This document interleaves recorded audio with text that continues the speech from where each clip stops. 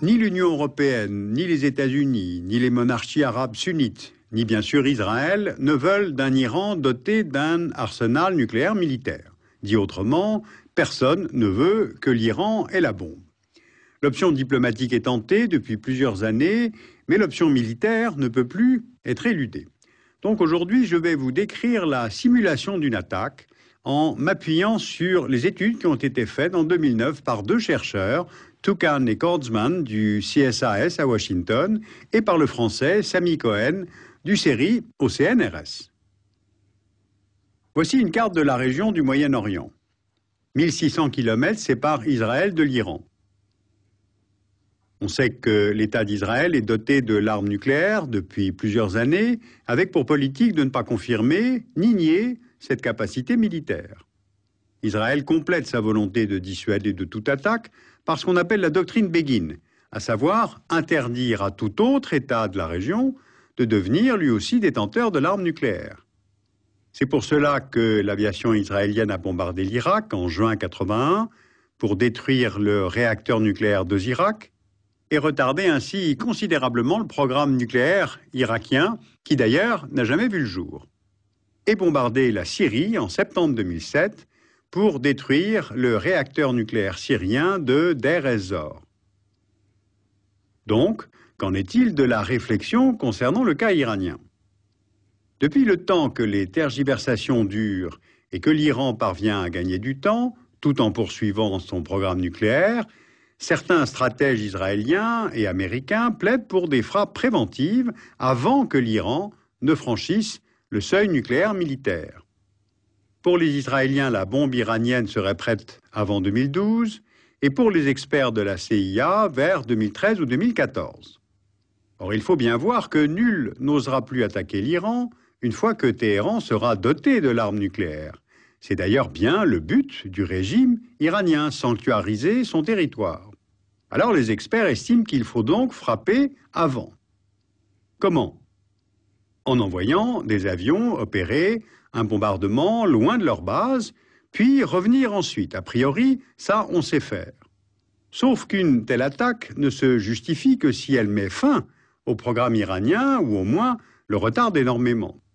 Or, les objectifs sont difficiles à atteindre et l'opération est très complexe à monter. Pourquoi? Analysons donc la trajectoire, les objectifs, les profits et les pertes. Décollant d'Israël, par où ces avions devraient-ils voler? Les militaires ont repéré 3 couloirs aériens. L'itinéraire idéal passe par la Jordanie et l'Irak.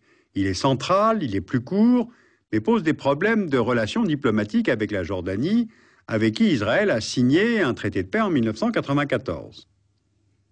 Le couloir numéro 2, au sud, passe par la Jordanie, l'Arabie saoudite, l'Irak, et pose donc les mêmes problèmes diplomatiques. Le 3 passe par le nord. Il longe la frontière Syrie-Turquie, traverse le nord de l'Irak avant de pénétrer dans l'espace aérien iranien. C'est le plus plausible, mais c'est le plus long, donc le plus repérable. Pour s'avancer sans être repéré, l'armée de l'air israélienne devra être dotée de technologies de pointe pour brouiller réseaux de communication et radars des pays survolés. L'armée de l'air a d'ailleurs déjà fait usage de cette technologie lors du raid contre le réacteur nucléaire syrien en septembre 2007. On note aussi qu'en 2008, elle a acquis 2 avions Gulfstream G550 munis de puissants dispositifs de brouillage. Mais selon le rapport, il va tout de même falloir une centaine d'avions, F-15, F-16, plus les avions ravitailleurs, parce qu'il faut une combinaison de chasseurs, d'avions radars et de bombardiers. Donc le risque est forcément élevé.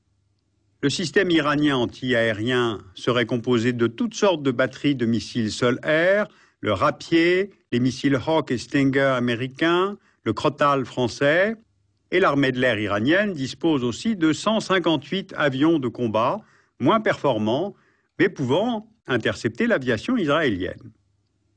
À cela s'ajoute l'interrogation suivante des experts. L'Iran a-t-il ou non acquis récemment le système antiaérien SA-12 Giant russe à la suite de transactions secrètes avec Moscou? Si c'est le cas, l'espace aérien iranien est soit impénétrable, soit l'attaque entraîne de 20 à 30% de pertes, ce que Israël ne veut pas se permettre. Pour éviter les pertes humaines et d'appareils, l'autre option serait donc d'aller frapper avec des missiles israéliens, les Jericho 3, qui sont entrés en service en 2008. On a calculé que 42 missiles Jericho 3 étaient nécessaires pour détruire les installations iraniennes. Sauf que les cibles ne font que quelques mètres de superficie et il n'est pas sûr que les Jericho aient une telle précision pour une telle frappe. Donc, exit l'option des missiles. L'autre facteur qui fait que les militaires estiment qu'il faut un très grand nombre d'appareils, c'est qu'il y a des dizaines d'installations nucléaires dispersées sur le territoire iranien et il est impossible de les attaquer toutes en un seul bombardement. Donc, il faut frapper le maillon central des installations iraniennes, c'est-à-dire le centre de recherche nucléaire d'Isfahan, l'usine d'enrichissement d'uranium de Natanz, l'usine de production d'eau lourde de Arak et le réacteur nucléaire de Bushehr. À partir de cette hypothèse des militaires, deux problèmes. Un seul bombardement sur Natanz, Isfahan, Arak et Bushehr, est-ce bien suffisant? Car si l'Iran dispose d'installations secrètes ailleurs dans le pays, le programme d'enrichissement d'uranium ne risque-t-il pas de se poursuivre? Deuxièmement, il y a la dispersion des installations, mais il y a aussi leur enfouissement. L'usine d'enrichissement de Natanz est construite à 8 mètres de profondeur, protégée par un mur de béton de 2,5 mètres d'épaisseur. Les centrifugeuses sont enterrées à 25 mètres sous terre et recouvertes d'une chape de béton armée de plusieurs mètres d'épaisseur. Donc, il faut frapper avec précision, mais également en profondeur. D'ailleurs, en 2008, Israël s'est fait livrer par Washington environ 600 bombes dites briseurs de bunkers. Le modèle, le GBU-28 Bunker Buster, pèse 2,5 tonnes, perd 6 mètres de béton à 30 mètres de profondeur. Bien, poursuivons notre simulation. En cas de succès, que peut-on anticiper comme dégâts humains, comme effets collatéraux, comme représailles sur Israël et comme conséquences pour la région? Si la frappe touche sa cible, ce qui est tout de même le but recherché, l'explosion du réacteur de Bushehr provoque des retombées de radionucléides sur un très vaste périmètre. Cela entraîne la mort immédiate de milliers d'Iraniens vivant à proximité, des centaines de milliers seraient ensuite atteints de cancer, et entre les deux périodes, du fait des vents dominants, les pays voisins seraient eux aussi largement contaminés par les radionucléides. Maintenant, les représailles. L'Iran dispose de missiles Shihab 3, dont la portée atteint Israël, on le voit sur la carte, et Téhéran pourrait riposter par des tirs de missiles à tête conventionnelle. D'ailleurs, en 2008, l'administration Bush a livré à Israël un radar américain de surveillance, installé maintenant dans le Negev et servi avec l'aide de techniciens américains.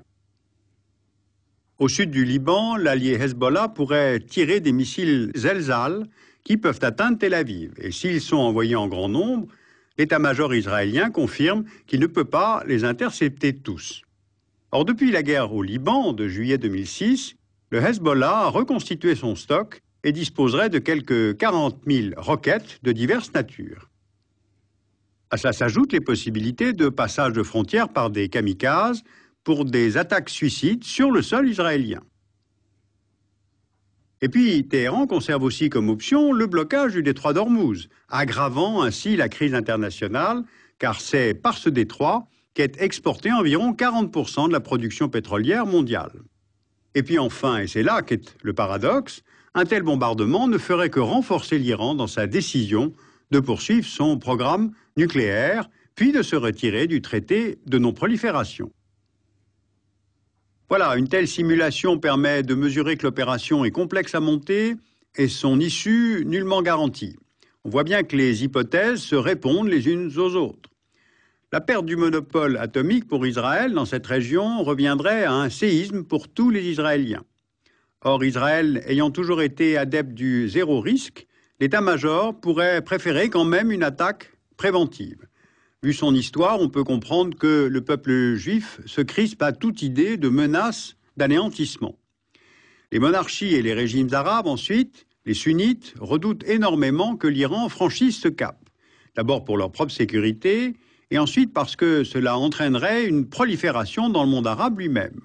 Donc si on pousse un peu loin le raisonnement, on comprend que ces régimes arabes ne seraient en fait pas fâchés que Israël se charge du travail. Sauf que les conséquences d'un tel bombardement sont